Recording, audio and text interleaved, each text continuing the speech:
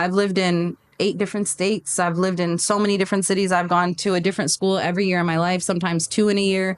I've traveled a lot. I've lived in a lot of different communities, black, white, brown, international, immigrant. Like I've lived in a lot of different communities. So I just feel like on my journey so far, Detroit has been the hardest working, the most resilient, I would say, because even when things are so bleak, I feel like we find a way to cultivate joy. We're the biggest party city I've ever seen. Like we're always gonna do art. We're always gonna do art. We're always gonna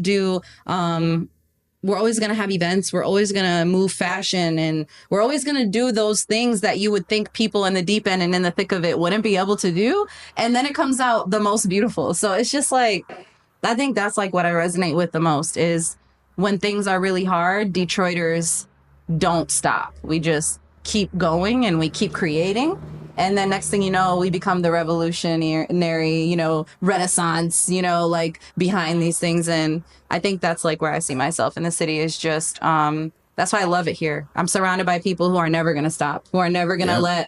let the hard times like make it so bleak that we just sit here and let our city die. Like it's not going to happen. Even with the blight and with everything, with the divestment from the city that Detroit has this so rich history of all these different things. It could go on and on, but like I just think our motivation just never stops though. So I align with that.